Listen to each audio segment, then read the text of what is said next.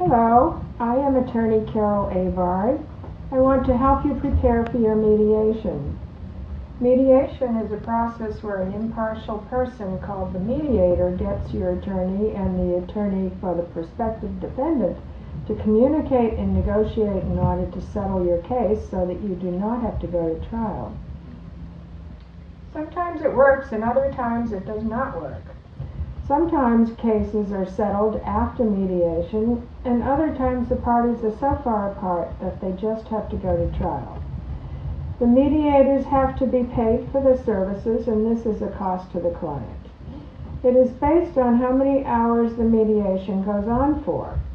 Some mediators have a minimum fee. The fees are shared 50-50 by both sides.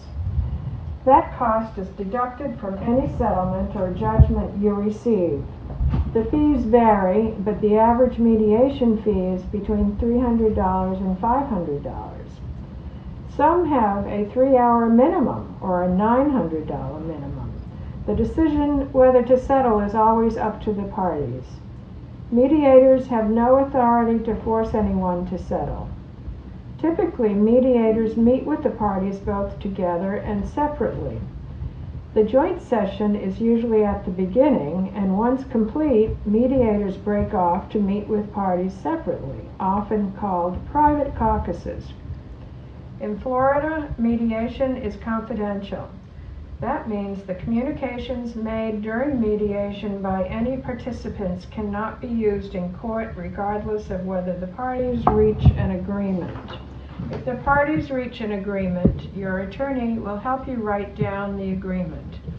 If you are married, your spouse, as well as you, may have to sign the agreement to settle. If a minor child has been injured, some settlements have to be approved by the court, usually if they are over $15,000. Some mediations are ordered by the court, and others have been set up by the attorneys to help get the case resolved. Since you have an attorney, you can rely on the attorney to present your case. In fact, the attorney will also have a consultation with you prior to the mediation to let you know what the legal issues are in your case and how to best strategize it. Your attorney will explain to you what the conflict is and the reasons why the case has not been resolved. In other words, the attorney will explain to you what the other party's point of view actually is, what information the other party has on you. The attorney may explain the objective standards the parties could agree on that might help resolve the dispute. The attorney may want to consider proposing a range for settlement of your case. You have the right to approve that range before it is presented. You should decide what is the minimum amount of money you could settle your case for, minus all the costs and attorney's fees. In other words, what is the net amount you want to put in your pocket after thinking about the factors that have an effect on the size of your settlement? These factors will be explained to you at the time you have a consultation with your attorney. You must always think about the risk factors of going to trial and the chance of losing at trial. You may hear things that you will disagree with during mediation, and you may be asked some very hard questions. You should not show any emotion. You should stay calm. If you feel like crying, you may want to ask to take a break. You should keep an open mind and be willing to consider various options for settlement. Although you may think the other party is wrong, you may be more successful if you at least try to understand the other party's views. You should listen carefully, look for things you agree on. When you disagree, be respectful toward the other party, which in turn will help the other party to treat you with respect. There are at least two basic approaches to negotiating in mediation. One is called the positional approach, and the other is the interest-based negotiation. In interest-based negotiations, the parties describe their interests and look for options satisfying those interests of both parties. In positional negotiation, both sides try to get the best result for themselves by exchanging offers. It may take time to work through the issues in mediation, so you may not be able to resolve them right away.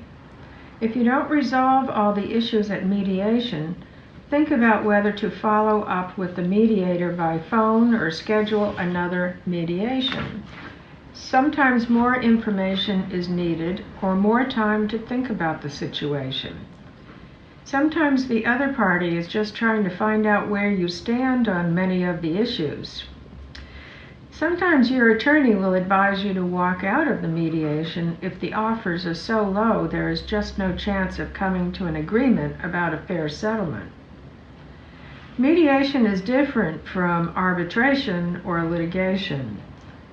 In mediation, the parties set the rules. In arbitration, it is open to the public scrutiny while mediation is confidential. In mediation, the settlements are not subject to review by the courts. Arbitration has formal rules that you must agree to apply. In arbitration, a third-party adjudicator makes the decision on who wins and loses. In court mediation, the law requires that an insurer's representative attend the mediation. It is advisable for all funding sources to participate in mediation. The person with authority to settle and pay the agreed settlement amount must attend the mediation. Prior to the mediation, you should do the following. 1. Dress appropriately. Do not wear shorts, t-shirts. Do not reveal any tattoos. Do not wear revealing clothes. Dress conservatively. Use minimum makeup, but make sure your hair is combed. Avoid wearing jewelry unless it is low-key, such as pearls. Understand your case and make sure your attorney has all of your documents. Make sure you inform your attorney of all prior civil or criminal actions filed against you, including bankruptcies. Identify all of your out-of-pocket expenses, loss of earnings, medical bills, repairs, etc. If your spouse has suffered any loss of your services, make a list of those services that you were unable to perform due to your injuries. These could include household-type services like cooking, cleaning, laundry, mowing the grass, gardening, driving, loss of intimate relations. Your attorney can put a value on each one of these services. Discuss with your attorneys what potential deductions will be made when your case is settled. For example, the amount of the fee and costs and expenses, as well as liens on your case by medical providers. If you are using an assistive device like a cane, walker, or a wheelchair, make sure you bring it with you to the mediation. If you use a pillow while sitting due to pain, bring it with you. Make sure you arrive at least 30 minutes prior to the scheduled time for the mediation, so you have another opportunity to meet with your attorney. Make sure you have good directions on how to get to the place where the mediation is going to be held. Remember, when you agree to settle and sign the written agreement to settle, that usually is a final and binding settlement. Good luck.